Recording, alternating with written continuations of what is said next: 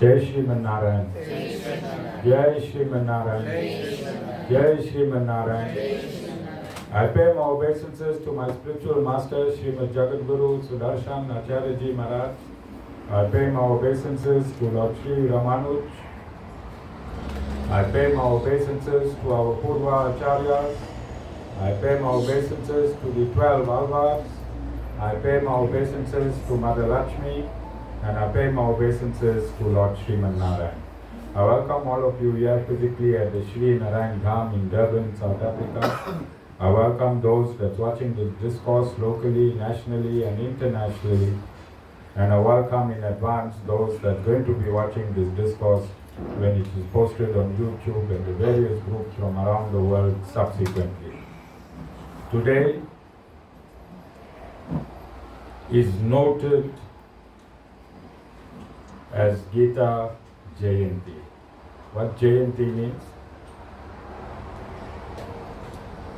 Ashmita, not your auntie Jayanti.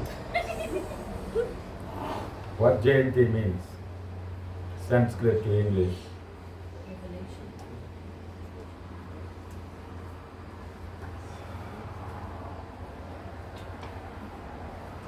I don't blame you, all you are in South Africa. You never hear of Hanuman Jayanti, Ganesha Jayanti, Krishna Jayanti. But now Jessica says revelation. Yes. So I'm going to say it's wrong. I'm going to say today is not Gita Jayanti. There never was a Gita Jayanti, and not that Gita, your sister-in-law. I'm talking about the Bhagavad-Gita. There was never a birth of the Bhagavad-Gita, because the Bhagavad-Gita is eternal. That's number one. Number two, when Lord Shri Krishna was here at Kurukshetra 5,162 days ago, it was not the birth of the Bhagavad. It was the re-establishment of the Bhagavad-Gita. Re-establishment. Do you understand? So we need to correct that this superficially is the birthday of the Bhagavad-Gita. But spiritually, it is the re-establishment of the Bhagavad-Gita to mankind. Now I said at this satsang, I don't use my mind. I don't use my mind. I use the scripture. And mostly I use the Bhagavad-Gita because the Bhagavad-Gita is the summary of all the Vedas. Do you know the Vedas? Hindus with saris and Punjabis. Vedas supposed to belong to Hindus, isn't it? Do you know the Vedas? How many Vedas are there? 4. There are 4 Vedas, and the 4 Vedas are split into 4 parts. The Brahmanas, the Samhitas, the Aryanakas, and the Upanishads. The Upanishads has created a lot of confusion. Upanishads are also called Vedanta. Vedanta. What does Vedanta mean? What does Veda mean? Knowledge. And Anta means end. So Vedanta means end of knowledge. End of knowledge is also called the Upanishads. And Upanishads mean come sit near. Come sit near, which means that you live the Vedas for the 3 parts, doing your pujas, your rituals, and whatever you need to do to live in a society.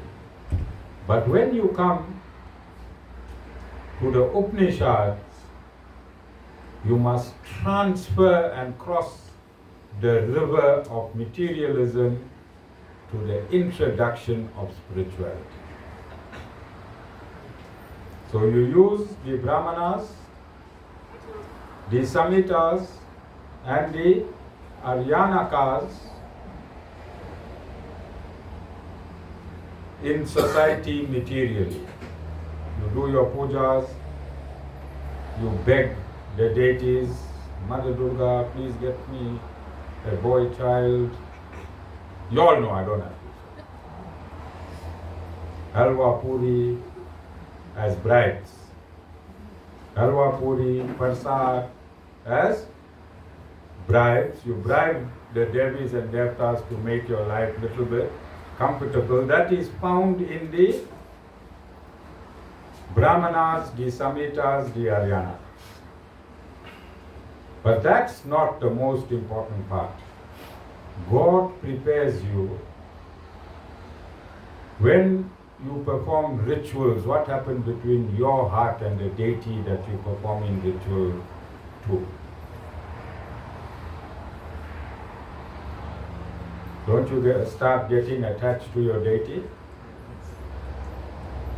I hear most of you saying, I'm a staunch Kali devotee. You'll say that, I'm a staunch Kali devotee. Kali drinks blood, I love to eat meat. That's why you'll choose Kali. Yes? So all that is found in the first 3 sections of the Vedas, which is called the Karma Khanda of the Vedas. And I am now teaching you the Gyan Khanda of the Vedas. This is knowledge now. Alright? So I'm sure you're sick and tired of your rituals. Cyril? Yes. All that clove and camphor bouncing this way, that way, Bira. And then the priest telling you, see how lucky you are. You did this kata and jhanda, it has been answered. We stopped. Huh? We stopped. And Monday, everything is back to normal. Kata and jhanda didn't do nothing. Kata and jhanda didn't do anything. We are not meant to do anything. Not meant to do anything. Because you now need to go and understand who you are. And this is why I asked the windows to be open, because some of my devotees, the makeup was melting.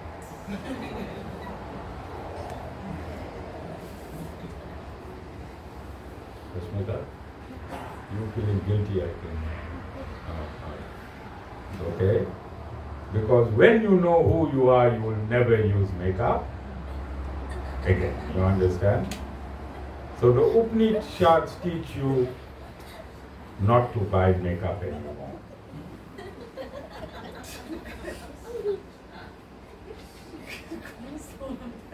Upanishads teach you not to buy makeups anymore, because you are not the body, you are the...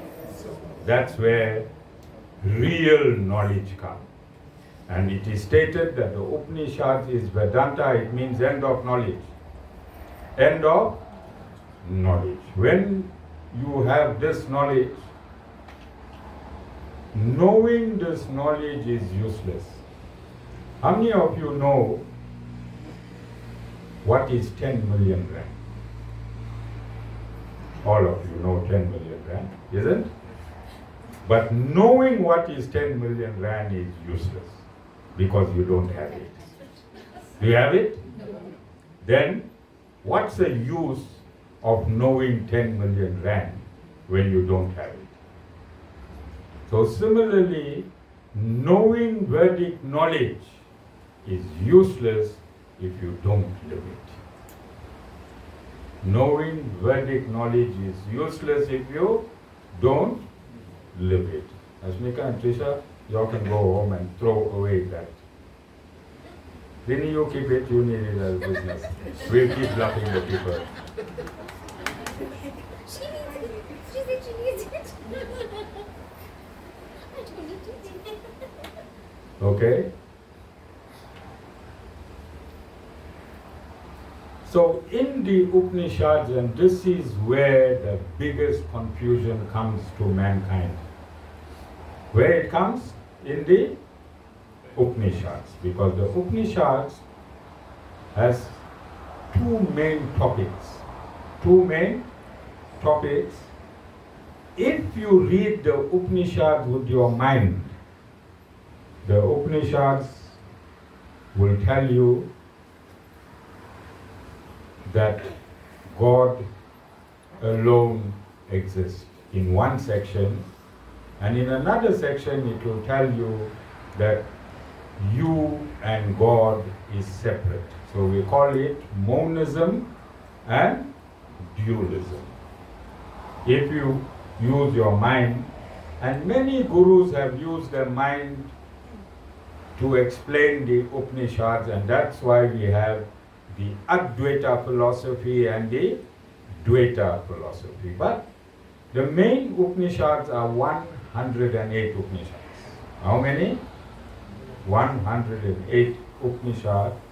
Each Upanishad is equal to the next Upanishad in the 108 Upanishads, because the Upanishads is quantum physics. You heard of quantum physics? Today scientists are now finding out things that are already in the Upanishads that were there since creation.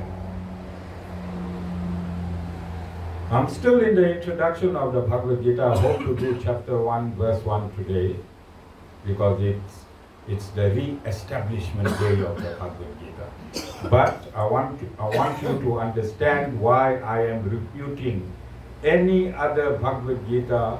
I am refuting in this explanation of the Bhagavad Gita, and I'm giving you reasons. 108 Upanishads must be read with each other. Do you understand? 108 Upanishads, you put it on the floor and you read it coherently from one end to the next, giving each verse its ultimate importance. Don't you think that is why the Bhagavad Gita, the Upanishads were created? Why would something be created where you have a choice? Rani, who are you to have a choice? Rani just shook her head. Nobody should have a choice. When a car is manufactured,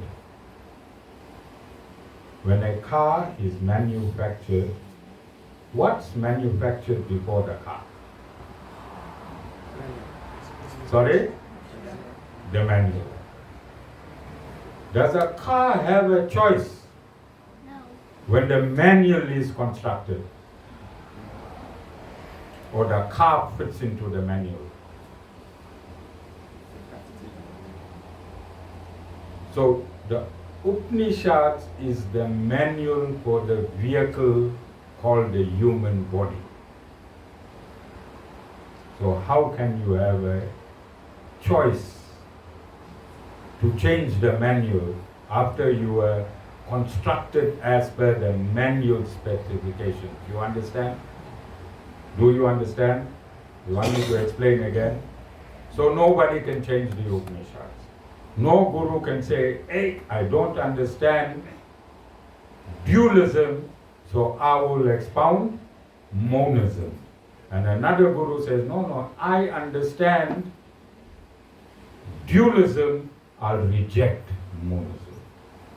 Monism cannot be rejected, and dualism cannot be rejected. Hear me?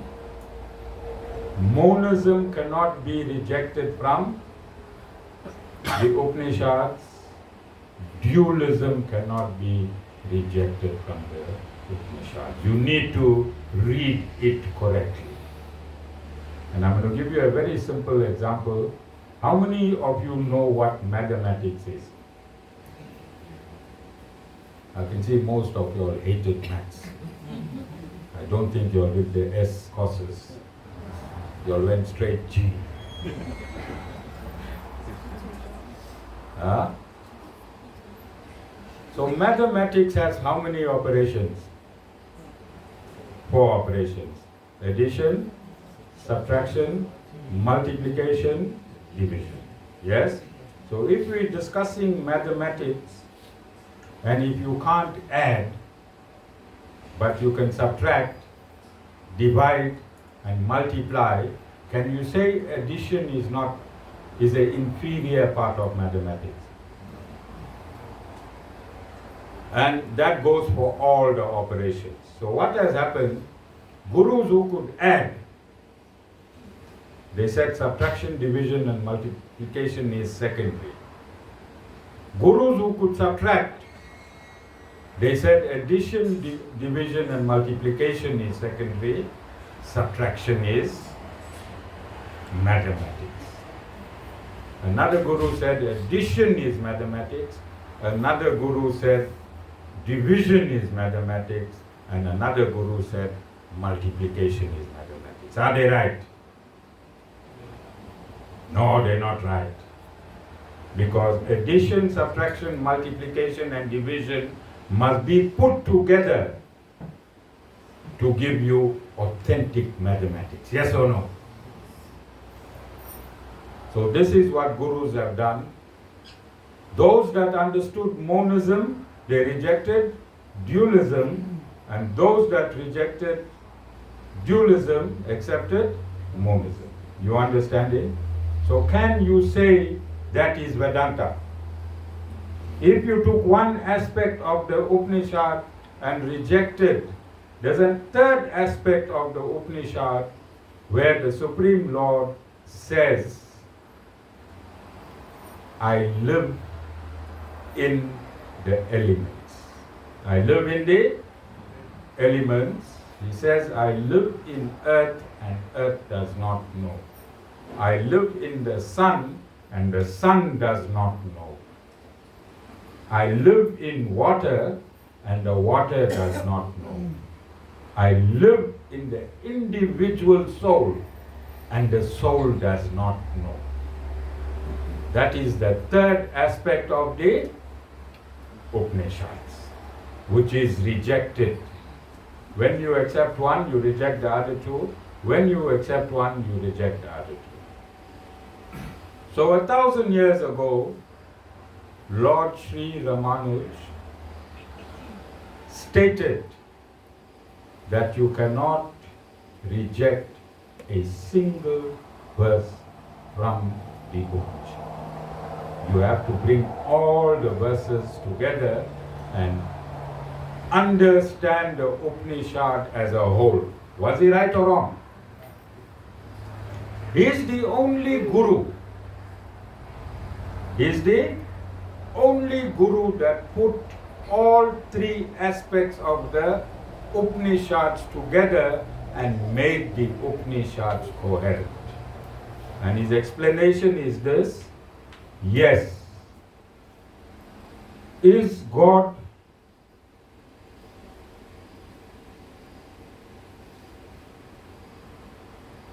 a single entity? Is God an independent entity? Yes, that qualifies monism. Are individual souls, matter and God different entities? Yes. That is dualism. So monism, God is one, a single unit. Then matter and individual souls are different from him. Then we bring in the mediating verses. Which verses? Mediating verses, where God lives inside your soul and God lives in every atom. When God enters every atom, we call him Vishnu. What Vishnu means? Pervade every atom. What Vishnu means? When Lord Narayan pervades every atom, we call him Vishnu. And when he enters your soul, we call him Paramatma. You are Atma, and Paramatma enters your soul. I don't know if the penny will ever drop, but I have to do this discourse. We have food. You are going to get hungry. Plenty of food, but as Josh said yesterday, he is hungry for knowledge. So don't be stingy. Let me feed him knowledge. It doesn't matter how many hours it takes. I'm feeding him. Let me feed him knowledge. Doesn't matter how many hours it. Yeah, if you all are jealous of him eating knowledge and getting full, then you all are very stingy people. You all shouldn't be in this ashram. This is why I open the doors and windows. Just before the devil hour, I'll stop.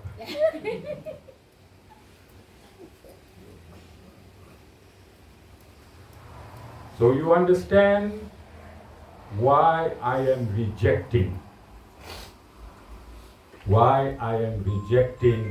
philosophy. Advaita philosophy is being rejected because it can't exist. Advaita philosophy we reject it because you can't take one part of the Upanishads. Who are you to choose a part of the Upanishads? Who are you? If God gave you 108 Upanishads, you must accept 108 Upanishads. If you are dumb, you can't understand any part of the Upanishads, find a guru. But gurus are doing this. Yes, isn't gurus are doing this? Yes. So we are refuting today. And since the inception of the introduction to the Bhagavad-Gita, we say if you go through the wrong guru, you're not going to get the power of the Bhagavad-Gita. You're not going to get the power of the Bhagavad-Gita. You'll have to have a discipline or an aspirin. If you read the Bhagavad-Gita to the wrong guru, or read it alone, or read it alone. So now you understand why the guru is saying Dvaita and Advaita are philosophies, and what Lord Sri Ramanuj established 1,000 years ago is not a philosophy, it's the absolute truth, because the whole Veda, the whole Upanishads is explained coherently without one verse losing its significance. Is that logical? Like mathematics, is it logical? If we say we want to know mathematics, then the 4 operations in mathematics have to be accepted if you want to accept mathematics. Similarly, if you want to accept Vedanta, then you have to accept all three understandings of the Upanishad, and you have to connect them together. You have to connect them together. They must be one body. The whole Upanishad must be one body. You can't reject. Remember when the Upanishads were spoken, you weren't even around. You weren't around. Human beings weren't around when the Upanishads was computed and calibrated into this universe. Humans were not around. So you have no right. You have no right. No guru or saint has any right to touch any part of the Vedas. I'm making this bold declaration. I'm making this bold declaration because I have substantive evidence to use as a reference. Okay? So we're going to jump immediately to chapter 4, verse 1. We're still in the introduction, but I'm covering myself in this introduction. I'm a spiritual, constitutional court judge giving a judgment. I am a spiritual, constitutional court judge giving a cosmic judgment. So I have to use the cosmic law as reference. Anyone went to jail here? Any criminals yet? Josh? Guilty, yes. Yeah. When the judge, even in a magistrate's court, makes sentences you, he have to use a decided case and a reference from the Criminal Procedures Act, Jessica. He can't, because he doesn't like you, sentence you. He have to sentence you according to law. So I am refuting Advaita and Dvaita as per the Creator. It means that if the Creator refutes it, and I as a representative of the Creator refute it, giving you tangible evidence. I'm giving you tangible evidence that only Lord Ramanuj's Bhagavad Gita is 100% authentic. Any other Bhagavad Gita which does not follow Lord Ramanuj's Bhagavad Gita should be discarded, because everyone has a chip of the original Bhagavad Gita in them. Every living entity has a chip of the original Bhagavad Gita embedded in the soul. And that is why yesterday I said, you are the Bhagavad Gita. But for that chip to be actuated, you have to have an identical chip, not a fake Chinese chip. If any chip is modified, you know the USB, how it plugs in? One side you got the USB, and the other side it needs to plug in. Guru is plugged in now. A real Guru will be able to plug the Bhagavad Gita into you. If there's no philosophy, and that Bhagavad Gita is spoken by Lord Krishna as it really is, and I make that connection, and the Bhagavad Gita opens in you. You have a chip of the Bhagavad Gita. Reason it is not open, because the connections are not fitting. Connections are not fitting. You know, we had these old phones, and it had a funny, and now we got the C-type. Are you using the C-type? C-type, yeah. Yeah, now if you interfered with that plug in, soon as you change the philosophy, what will happen?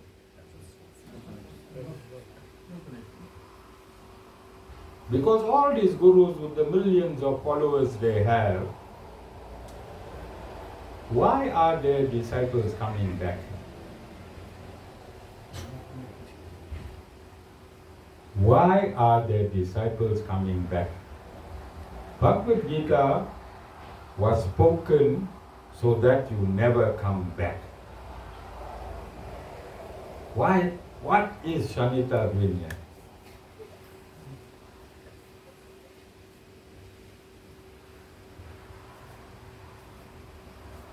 Your son is laughing, Shanita.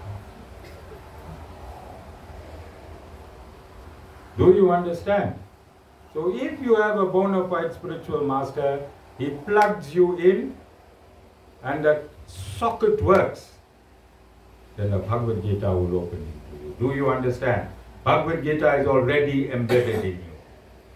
Bhagavad Gita is already embedded in you. And this is why I am stating what I'm stating, because you can't remain fools for the rest of your life. Can't remain fools for the rest of your life. Whoever follows me takes initiation from me in next year May, and just follow me. Bhagavad Gita will actuate itself in you. It's there already. The chip of the Bhagavad Gita is there already in you. Do you understand? It's up to you when you want to get it actuated. So make it today. You can make it Bhagavad Gita Jayanti in you. You can say, Bhagavad Gita was born in me today. Can you say that? Even Mango is listening, because Mango has a Bhagavad Gita in her as well. Alright, and I think she comes from Advaita or Dvaita, because she's always attacking me. She bit me twice already, because I'm disputing her philosophy. Alright? Are you understanding so far? Understood? So I'm giving you evidence from the Supreme Lord Himself, as I usually and always do.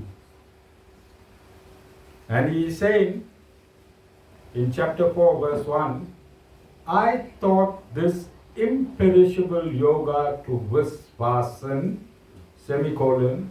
Visvasan taught it to Manu, semicolon. Manu declared it to Ikshvaku. So what the Supreme Lord is saying? He is talking to Arjuna 5,162 years ago. And this is why I said the Bhagavad Gita did not take birth. We can't call it the Gita Jayanti. Because Lord Krishna, what He said? He said, I taught this Bhagavad Gita, this imperishable yoga. What imperishable means? Eternal. So Lord Shri Krishna, the Supreme Lord, He is stating that the Bhagavad Gita is eternal. It was never born, which means it can never die. That's number one. Number two, He is saying, I taught it to Visvasan. Visvasan taught it to Manu, and Manu declared it to Ikshvaku. So when I say Manu, Norman, I'm not meaning your cousin Manu.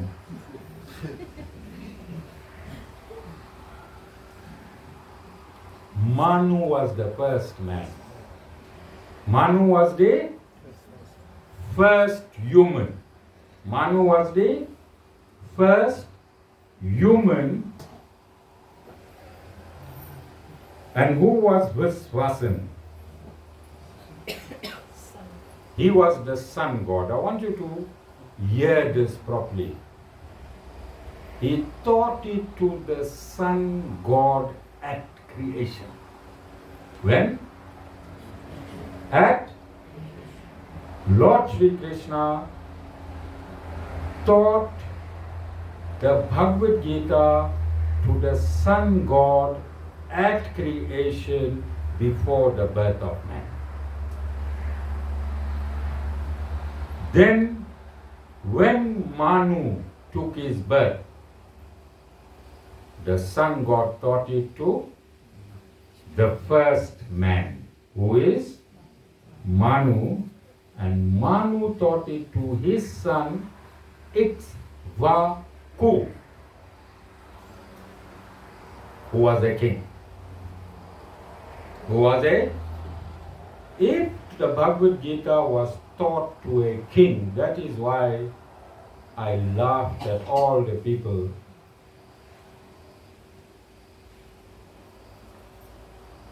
when I entertain politics in this ashram, either collectively or individually. People said, hey, what kind of guru is this? What kind? Guru. When I was singing round South Africa, I was dancing for MK songs. If you put one on here, I'll dance here again. I danced around this country and I broke the ANC government. That was my intention. Because the Bhagavad Gita was taught to who first? To a king. And who is a king? A politician. Eh? Is he not a politician? So must politicians read the Bhagavad Gita? Must Guru get involved with politics? Do you understand? Can you see? I told you I don't do anything which is not within the parameters of the Bhagavad Gita. Okay? Then, verse number 2. Thus handed down in succession, the royal sages knew this yoga, but with the long lapse of time, O Arjuna, that yoga was lost to the world. So what he's saying here is what I said yesterday. Bhagavad Gita can only be taught by a bona fide spiritual master who comes from an authentic disciplic succession. If one guru is born somewhere 200 years ago, he can't trace himself backward, and you all follow him, and his institution does a commentary on the Bhagavad Gita. Is it authentic? Is it authentic? Who is saying it's not authentic? What Lord Sri Krishna is saying here. That Bhagavad Gita, which he taught at creation, came down in disciplic succession. Is Lord Krishna saying this or not? And what he is saying, the royal sages knew this, but with the long lapse of time, O Arjuna, that yoga was lost to the world. So is he re-establishing the Bhagavad Gita on this day, 5,121 or 26 years ago? He is re-establishing a Bhagavad Gita that came at, that he spoke at creation before man appeared on this or in this universe. You understand this? Right. How did the Bhagavad Gita get lost? Who loses? Who causes the Bhagavad Gita to get lost? Who? No. Philosophy gurus. When they say Bhagavad Gita is lost, Bhagavad Gita can never get lost. It's computed and calibrated in this universe. It can never get lost. But the purport of the Bhagavad Gita, when used by false gurus, when they doctor the Bhagavad Gita, has it got its spirituality? That's when we say the Bhagavad Gita got. Do you understand? Is the Bhagavad Gita lost today? 1st of December 2025, is the Bhagavad Gita lost? I'm asking the question again. Today, 1st December 2025, 5126 years after the Bhagavad Gita was spoken, and then it was re-established 1,000 years ago by Lord Ramanuj. Is the Bhagavad Gita lost again? Yes, it's lost. Go on the internet, trace all those gurus. How many of them are bona fide spiritual masters? I shared every guru's Bhagavad Gita poster. Dvaita, Advaita, known, unknown. To show you today that if you follow them, are they going authentically back to Lord Srimad Narayan? Do you understand? So although the Bhagavad Gita exists materially, is its spiritual import prevalent today? Very little. How many percent? It lost its energy. Losing its energy. Energy is lost. Its spirituality is lost. Its truth is lost. It is lost. And as I read this Bhagavad Gita, I'm going to show you how they have diverted. Because as soon as you change the comma in the Bhagavad Gita, what will happen to the potential energy in the Bhagavad Gita? It changes.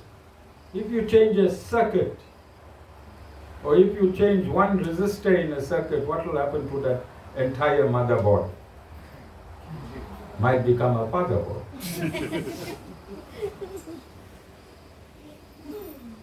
And we have enough fatherboards around, right?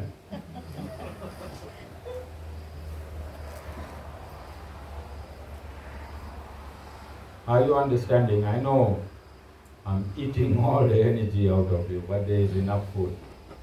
Irene cooked. Alright? But if it is useless knowing the Bhagavad Gita if you don't know why you need to know the Bhagavad Gita. You can't be like a child, put a sweet in the mouth and then give the medicine. Huh? Can you be like a child? This is what these fake gurus, these philosophers are doing. They put in the sweet of philosophy in your mouth and then they read in the Bhagavad Gita. You understand so far? And then lastly, it is the same ancient yoga which is now taught to you by me as you are my devotee and my friend. This is the supreme mystery. So for you to learn the Bhagavad Gita,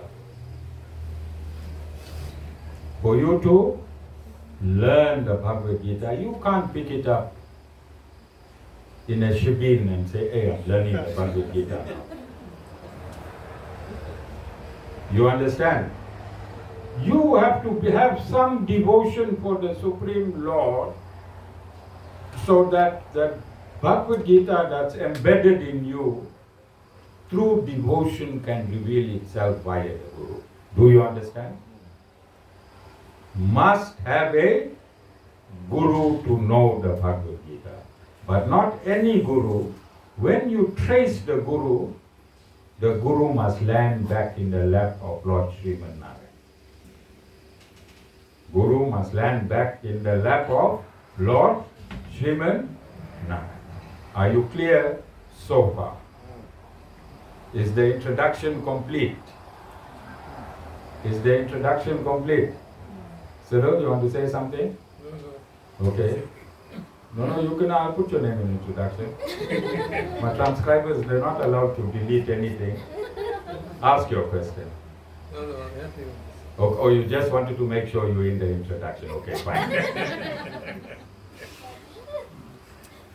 Okay. So you all have been waiting for 3 weeks for me to start with the Bhagavad Gita. And before I start, I want to ask my Guru, Swami Sudarshan Acharya Maharaj, to give me strength in expounding this Bhagavad Gita, which is going to make dramatic changes in the world. It has already started. Go on social media. I made a declaration 3 weeks ago. I asked you to check Google. Today, go on your Facebook, go on TikTok.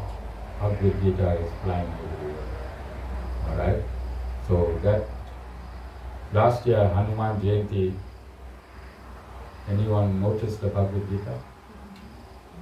This year, Hanuman Jayanti, because the Guru and the Sri Narayan Dham made a declaration. It's not every second post on your Facebook. Do you understand? We must do tangible evidence testing. Tangible evidence testing. You understand? So the revolution has begun. And I want to ask my Guru strength that I give this Bhagavad Gita in its purest form.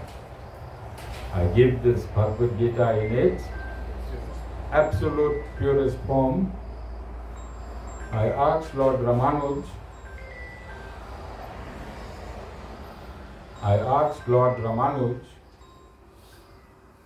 to give me strength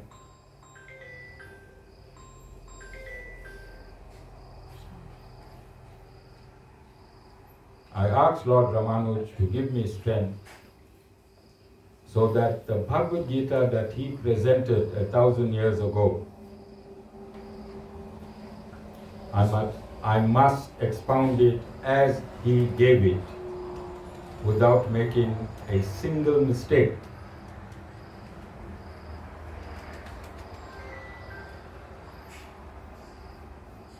Without making a single mistake.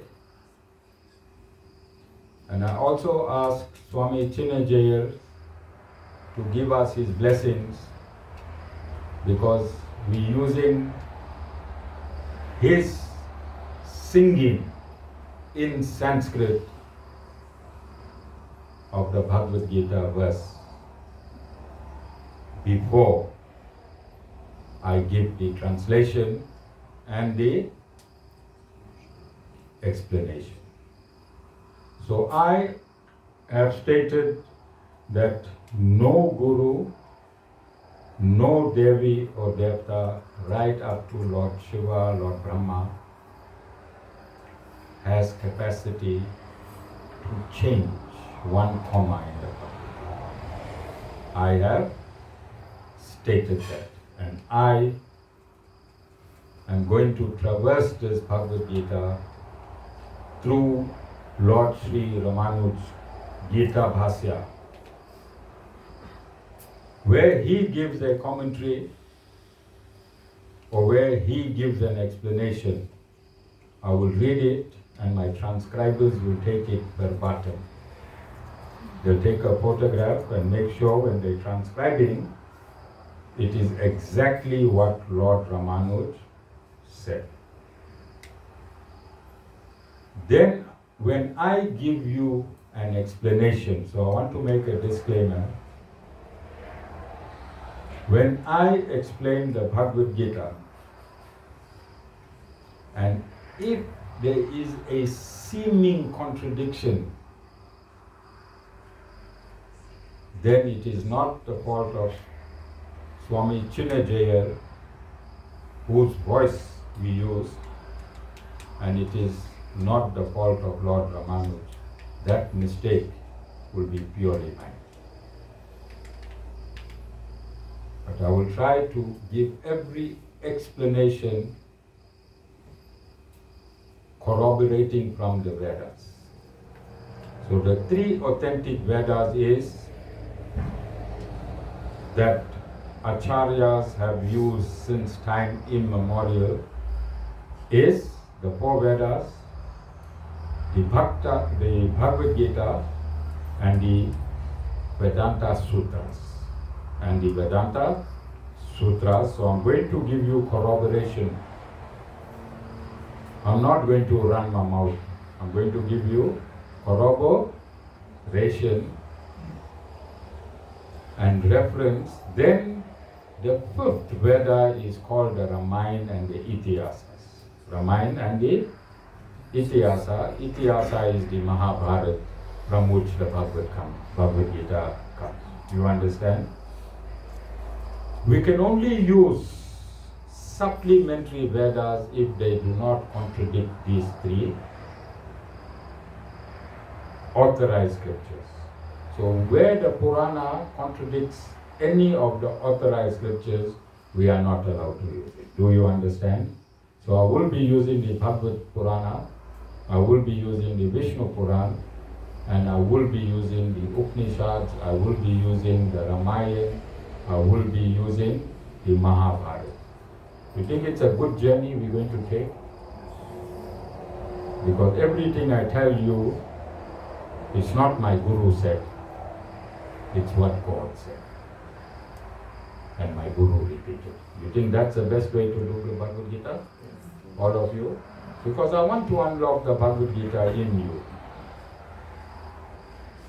I want to unlock the Bhagavad Gita in you. As I know the Bhagavad Gita, you also know the Bhagavad Gita. It's just that you don't know at the moment. You are in spiritual amnesia. You are in spiritual amnesia. How many of you suffered amnesia? George, Norman, Sherwin, Avi. Polystyrene also give you amnesia. You understand? Then there are also some songs. They play some songs so that you can remember. So that's what the Guru is doing. See the photograph? There's your father there with the 5 snake heads there. See that photograph on the extreme right and on the extreme left? That's your father. I'm showing you this photograph from a long time. We sing his songs for a long time. And I'm sure everyone here, when you hear the Narayan Bhajan, you say, I heard it somewhere. Who didn't have the feeling that they heard the Narayan Bhajan somewhere when they came here? And that somewhere is in your soul. That somewhere is in your soul. So you're suffering spiritual amnesia. I'm your doctor, I'm showing you photographs. And the Bhagavad Gita will remind you who you once was. Do you understand? Bhagavad Gita is the memory versus explanation from the Bhagavad Gita is the memory and medication for you to slip out of your spiritual amnesia and understand who you really are yourself again. What happened, Trisha? Mosquito is biting your makeup.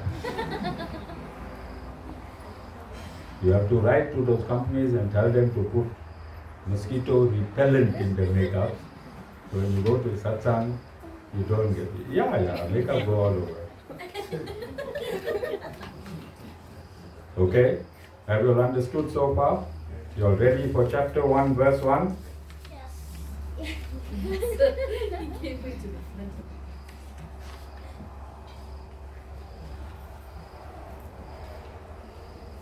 Okay, I'm going to read the meditation on the Bhagavad Gita. And you're going to photograph it, the transcribers. Don't contact me at 11 at night and say, Guru, sorry to trouble you. What can you still say? Please send me a photo. Take it from here. Even if you don't eat it, fine. Take it from here. Alright? So meditation on Gita. Om, O blessed Mother Bhagavad Gita, thou goddess, who was imparted to Arjuna by Narayana himself, who has recorded amidst the Mahabharata by Vyasa, the ancient sage, who showers the nectar, who is composed of 18 chapters, meditate on thee, the destroyer of samsara. Salutations to thee, O Vyasa, of mighty intellect, thou whose eyes are large like the petals of a full-blown lotus. It was thou who lit the wisdom lamp which brims with oil, and that is the Mahabharata. Salutations to thee, Krishna, who art a veritable wish-yielding tree to all who surrender, whose one hand holds a cane to drive the cattle, while the other is held in the Jnana pose, and who is famous as the milker of the nectarine milk, that is the Bhagavad-Gita. All the Upanishads are the cows. The cowherd son, Krishna, is the milker. Arjuna is the calf. The nectarine Gita is the milk, and the pure-minded are the drinkers of it. I salute Lord Krishna, the son of Vasudeva, the bestower of supreme delight to Devaki, the destroyer of Kamsa and Khandra, and the teacher of the world.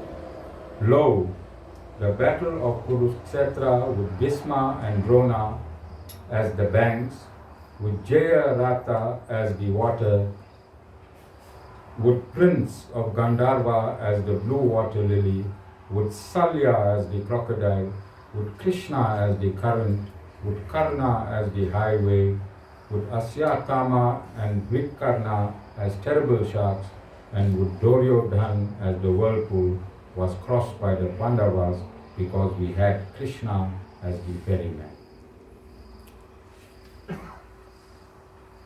May the stainless lotus of Mahabharata, which was born on the waters of the words of Vyasa, the son of Parasara, which has the message of the Gita for its overpowering fragrance, which contains numerous narratives proclaiming the glory of Hari as its stamens, and which is sucked again and again in great joy, day by the honeysuckers of virtuous men.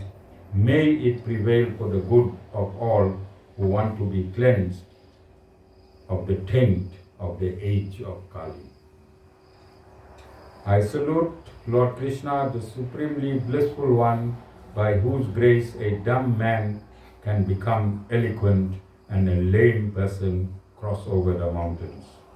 My salutations to the Supreme Being, whom Brahma, Varuna, Indra, and Rudra glorify by their hymns, whose singers of Saman praise by chanting the Veda, and all the complementary parts, sections, and Upanishads, whom the yogis intuit with minds concentrated in meditation, and whose limit neither the host of devas nor asuras know.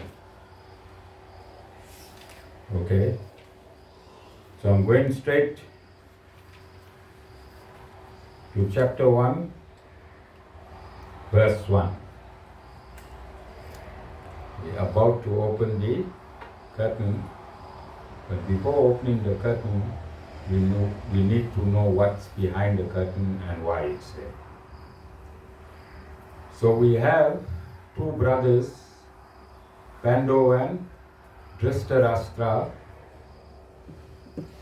Dhritarashtra was the elder brother, but because he was born blind, the younger brother became king.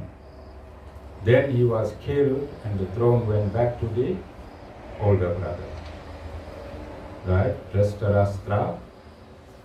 Dhritarashtra means attached to the kingdom. Means attached to the kingdom. Alright? Then Lord Krishna is the charioteer. He takes the chariot and places it in between the Kauravas and the Pandavas. But both are Kauravas. Both are was, and I explained just now as the verses go why they differentiated themselves like this. And on the chariot on a flag, Lord Hanuman sits. On the chariot, on the flag, Lord Hanuman from the epic, the Ramayana, sits on this flag. Then Vedas, who is the compiler, of the Bhagavad-Gita and the Mahabharata, he asks Dhritarashtra whether he must give him sight so he can see the battle of Kurukshetra. And Dhritarashtra refuses. He says, I was blind my whole life. If you give me sight now, how it's going to help me? So Sanjaya was given sight. They were far away from the battle, from Kurukshetra itself, but Sanjaya was given sight by his guru. Vedas was Sanjaya's guru, and he was given sight to see the divine. He was given divine sight to see the battle. He was given divine sight to see the battle. And this is why people say the Bhagavad Gita is a myth. Because how you can sit here and see what Irene is cooking in a house in Newlands? Humans' eyes can't see there, isn't it? So let me explain quickly how we saw. You think a bird can see from here to Newlands?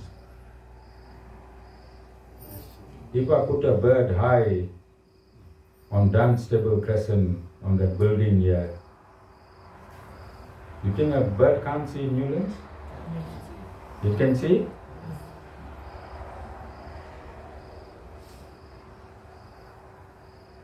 Who created the bird's sight? So scientifically a bird can see from here to Newlands, yes? What is sight? When you can see, what is sight? In terms of science, what is sight? Mango, you're listening quietly, Mango. How far you can see? Tell Shivani how far you can see. Mango, I'm talking to you. Tell Shivani how far you can see. Sleeping in satsang. Okay. So, dogs, birds, and all, there's 8.4 million species. Each see with a different frequency. The sight is always there. Your eye is only calibrated as a human to see at a particular frequency. Who created the frequency and who created sight? God. So, if you want to see, if God wants you to see, it's not impossible for him to change the frequency for Sanjaya to see the battle. Sanjaya not only saw the battle, he went into the hearts and mind. He knew what people were thinking and what they were going to do next. Do you understand? And God gave him this. Is it impossible? It's not impossible because machines are doing this. You punch something on Google now, and in a split second AI will give you a story, and that's not a human. Sanjaya is a human, he's a disciple, and his guru gave him divine sight. So I want you to look at this two ways. In two ways, because right at the inception of the Bhagavad Gita, here comes the Guru principle. Here comes the Guru principle. Right at the inception, Vedavyas the Guru, Sanjaya the disciple, the Guru gives him divine sight. What message is it giving you? Before anything can start in spirituality, the Bhagavad Gita is the spiritual manual for all human. Before the actions in the Bhagavad Gita actually started, you need a guru. You need not any guru, you need a bona fide spiritual master. Vedavyas is a bona fide spiritual master. But when we talk about bona fide spiritual masters, you also have to be a bona fide spiritual disciple. Then only it works. If you go home now and take a bite of chops, are you a bona fide disciple? You think I'll show you?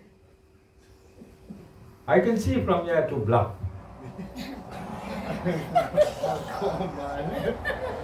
I can see from here to bluff. You understand? No excuse you got a wife that eats meat every day.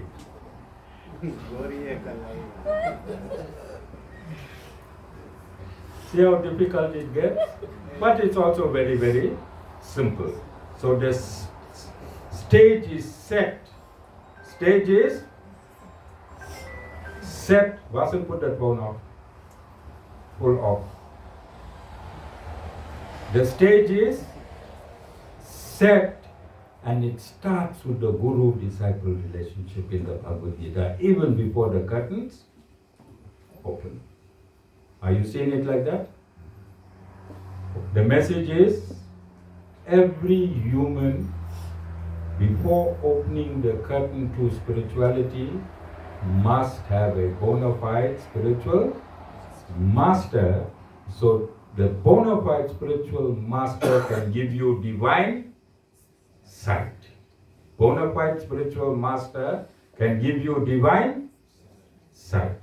Your problem is, your amnesia is that you don't have divine sight. Is that not your amnesia? You don't know who you are.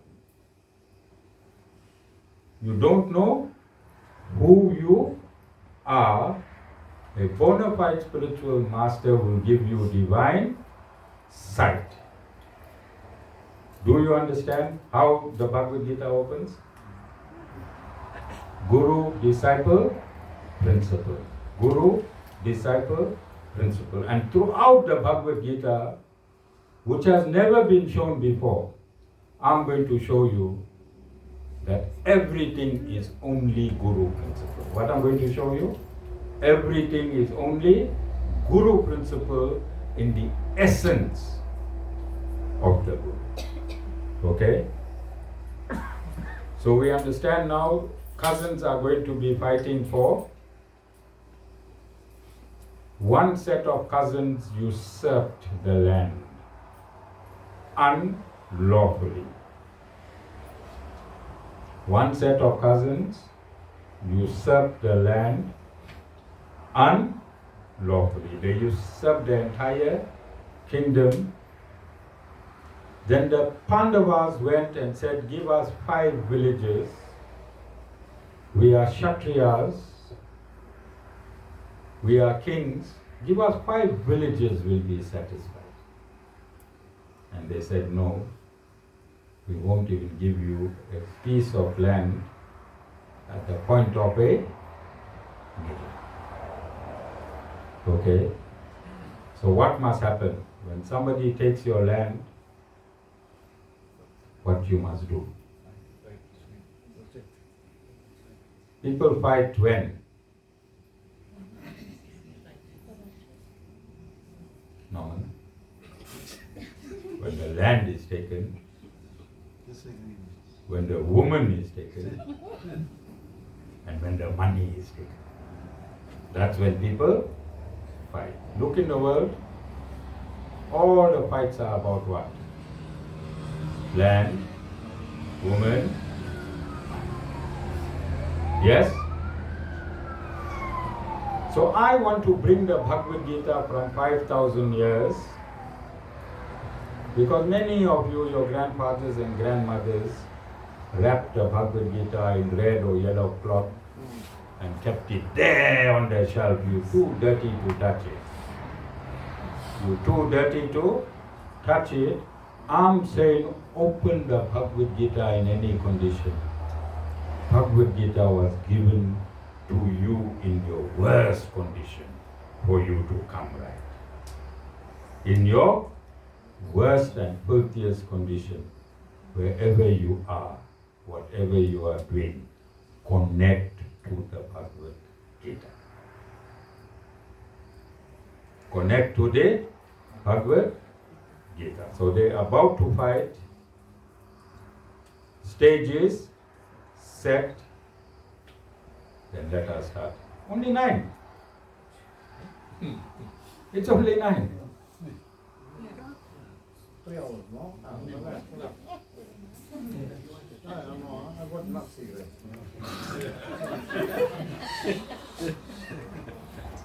Okay. Chapter 1, verse 1.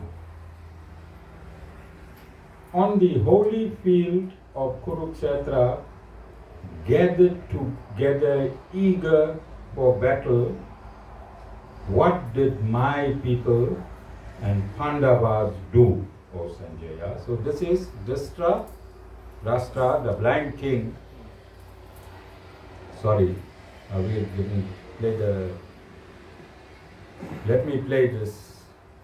Hear this verse in its original, how Lord Krishna sang it originally. Shrimad Bhagavad-Gita Prathamodhyayah Arjuna Vishada Yogah Dhritarashtra Uvacha Dharmakshetre Kurukshetre Samaveta Mamaka Pandavaschaiva Kimakurvata Sanjaya Dharma. You all heard?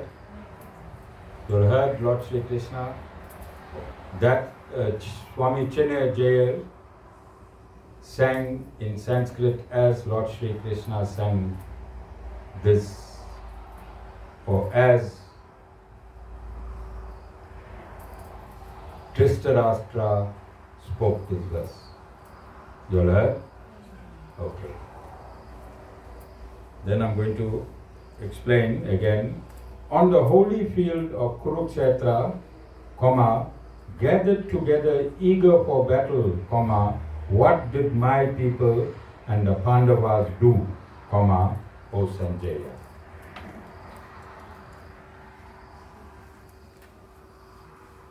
Holy field of Kurukshetra. Holy field of Kurukshetra, where this battle is taking place. Kurukshetra. Before this battle could take place, Kurukshetra was a place of pilgrimage. People from all over India should go to Kurukshetra and do their worshipping at this land. Place of pilgrimage means what?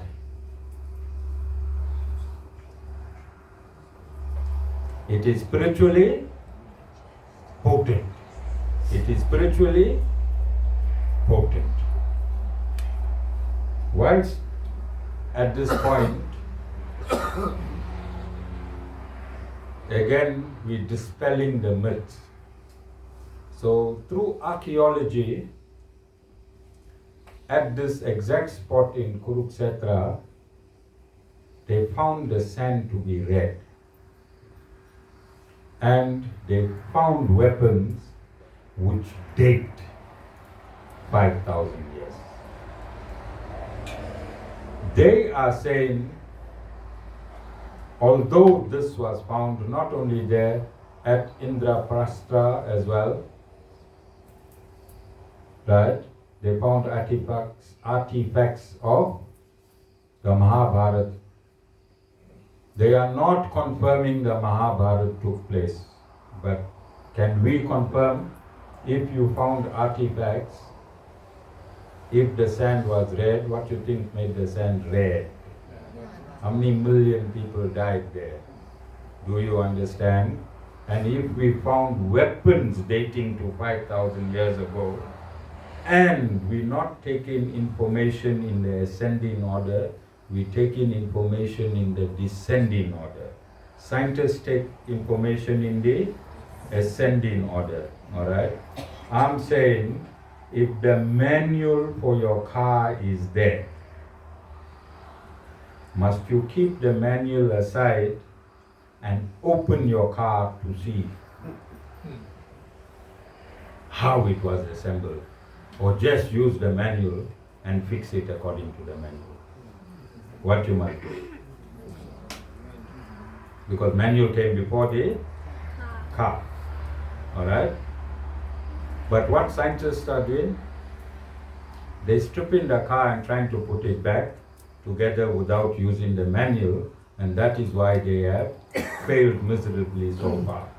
But every time they put one part together, it's already in the cosmic manual, it's already there. It's everything they find in is already in the Vedas. You understand?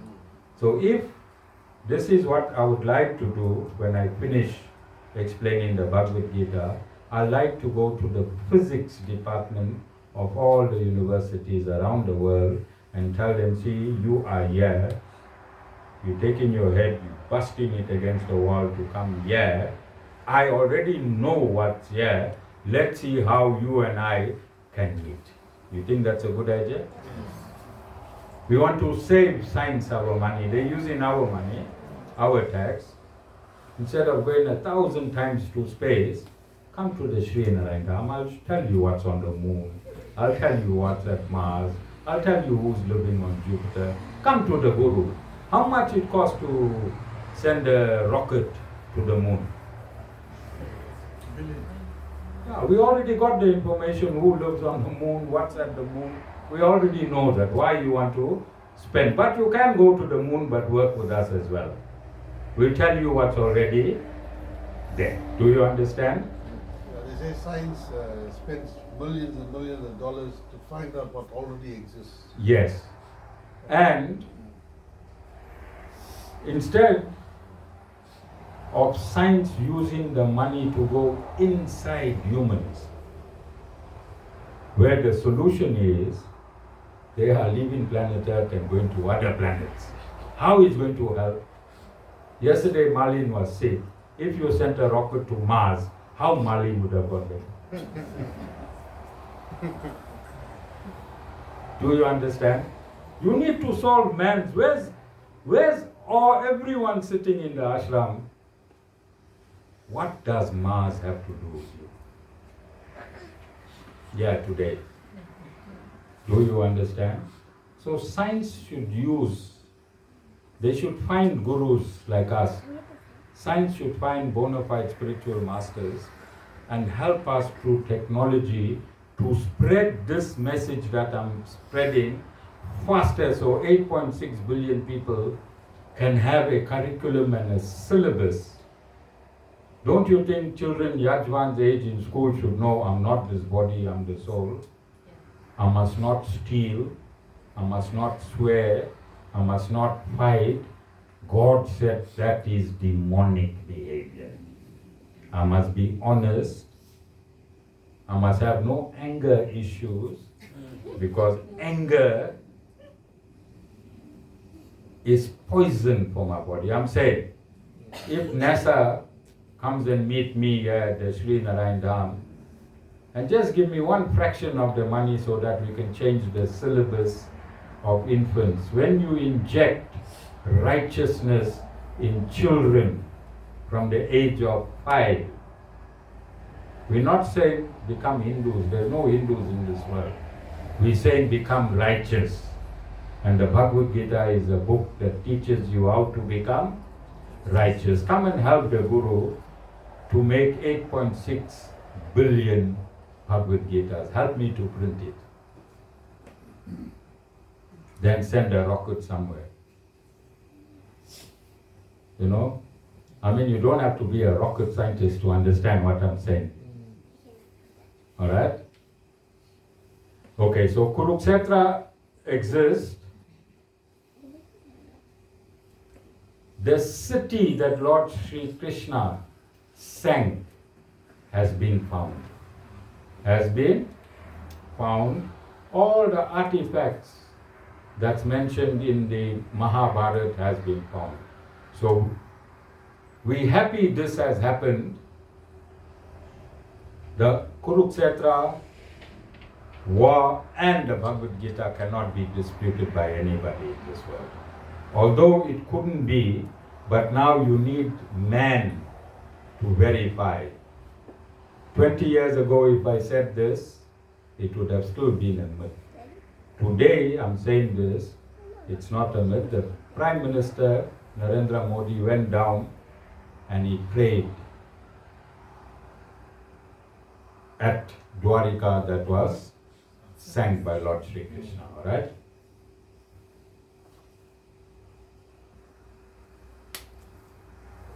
The uncle Dhritarashtra is asking Sanjaya,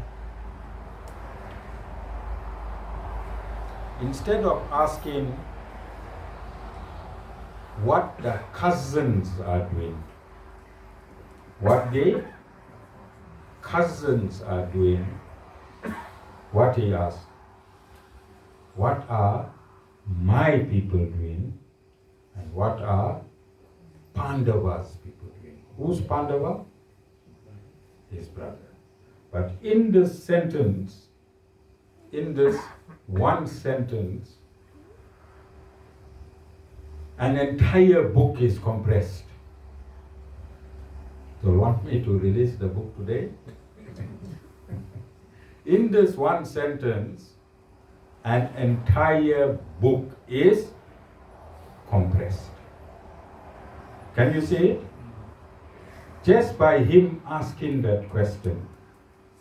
So he was the king when they hatched a plan. They hatched a plan for the Pandavas, for Yudhishthira to gamble.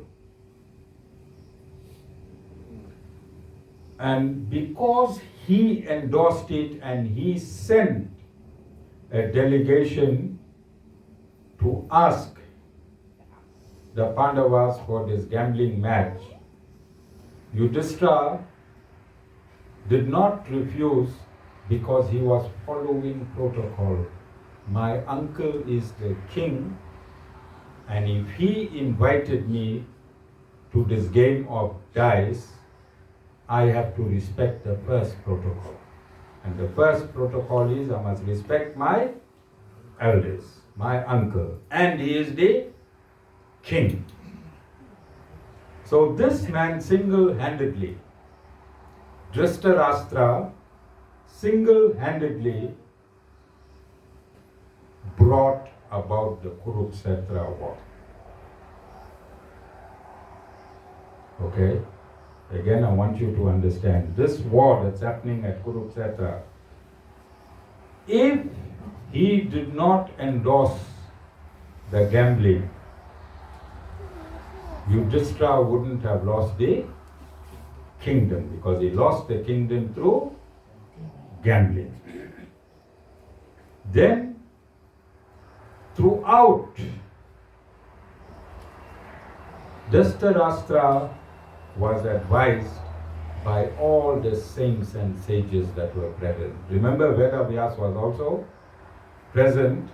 Vedas is not only his guru, he is also his father. The father of Pandu and Dhritarashtra is Vedas, the compiler of the Veda himself. And he was advised by Lord Krishna, many delegations, to do the righteous thing. But because he had an attachment, you can see he's saying, what are my people doing? He had that attachment to his son. He knew what is right.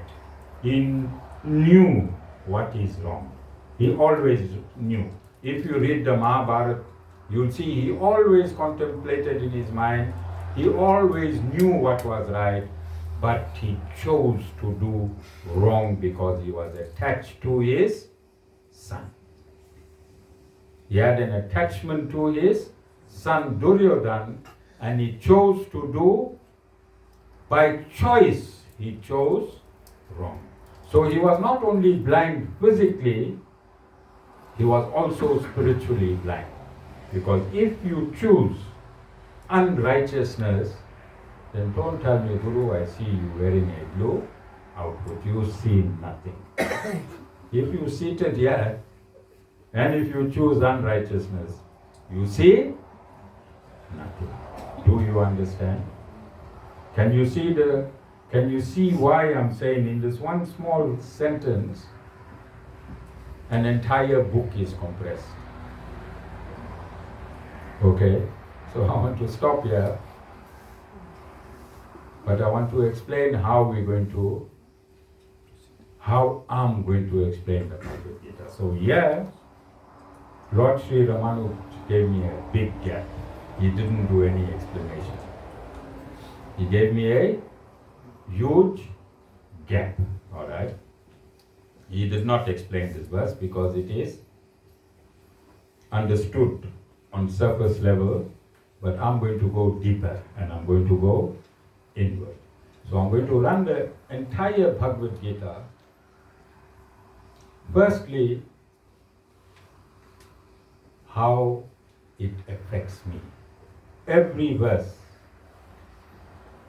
how it interfaces to the Guru in his lifetime.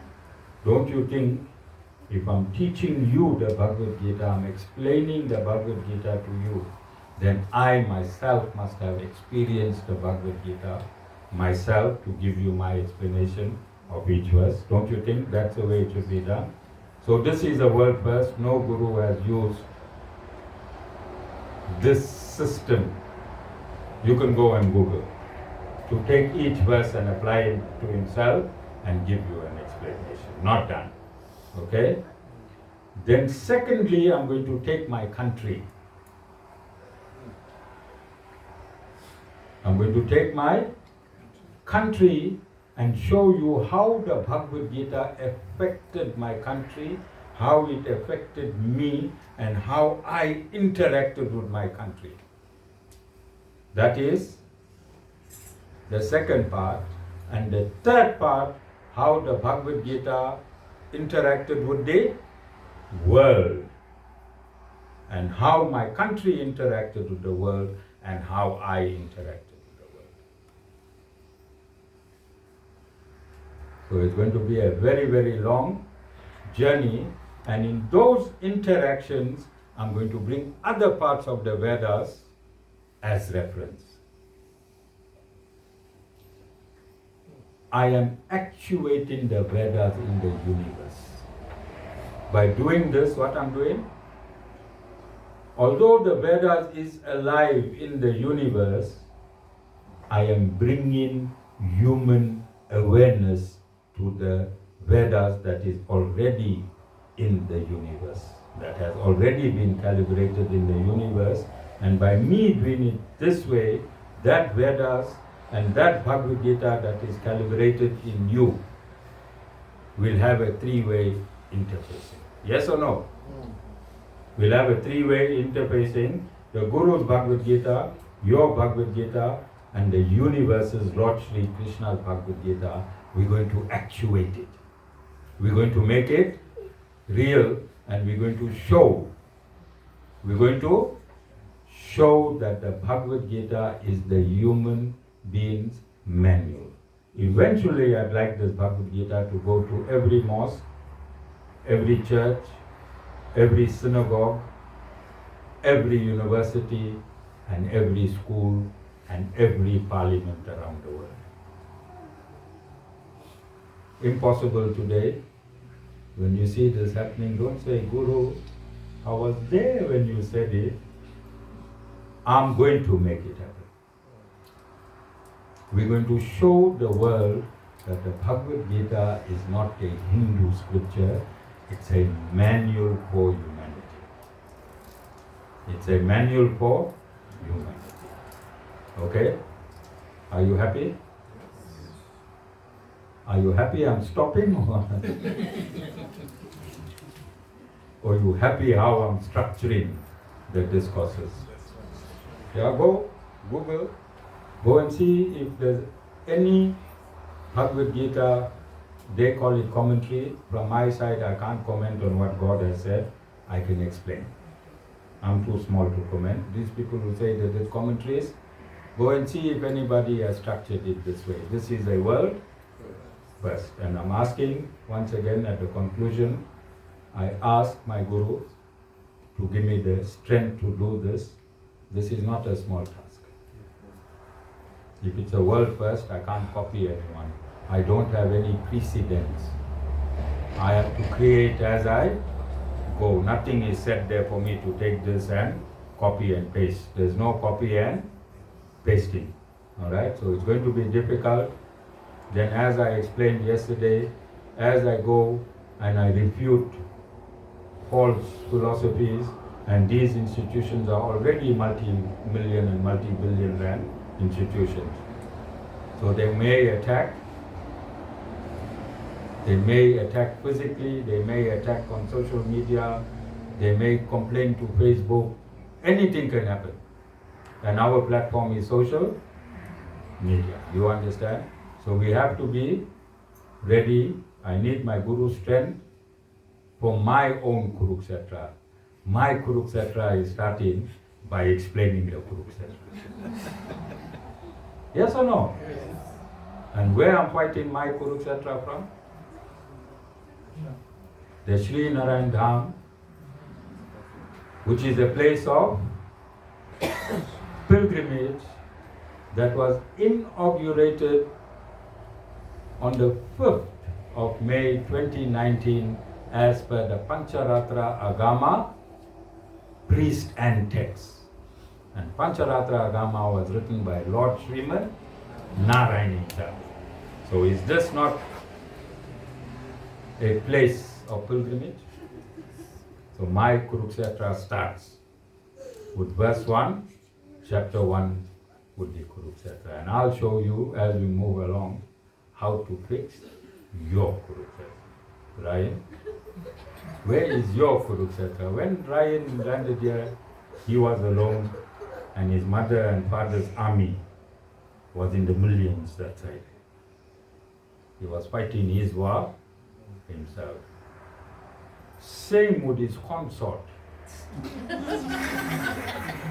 She was alone in her own Kurukshetra, and her mother's army was.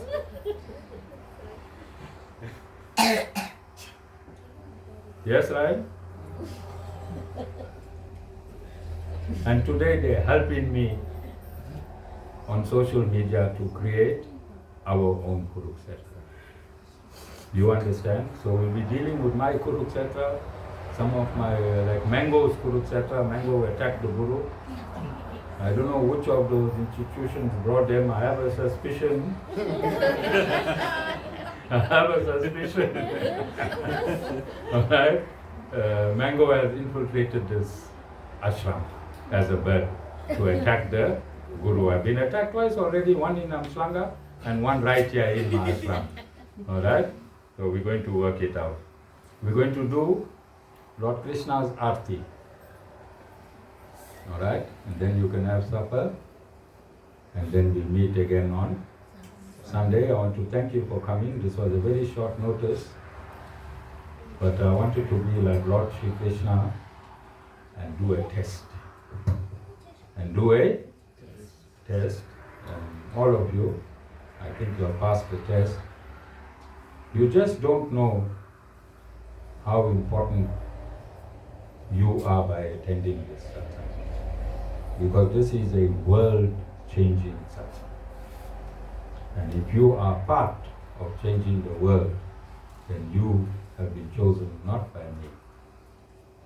You have earned your merits to be part and parcel of changing the world. All right, Trisha? I hope you're losing your desires to be rich quickly. And just let it flow. Let it flow. Don't have any desires anymore. Whoever is here in the satsang, whatever problems you have, don't have desires. Because as soon as you have desires, then desires is your mind. No desires, no expectation, no mind. My soul is working with your soul, which is working with Lord Narayan's soul. Just live. Just live. Have no desires. Because desire attaches you to matter. And matter has a very, very low frequency. If you have no desire, your frequency rises and it could connect to what you need, not what you want. Connect to what you need. And I use the expression that the universe rewards you. There's no such thing. It is Lord Vishnu who takes the form of a universe and he rewards you. But it's easier to say, set your frequency and connect to the universe. That's how it works physically. But in reality, if you don't attach, aren't you free? Yes. When you are free, how much you can receive? Along the way, I'm going to show you that you are a replica of the universe. Along the way, I'm going to show you, you are a replica of the universe. And if you're the replica of the universe, you can attract the entire universe. Can't you? Jai Shri Narayan. Jai Shri Narayan.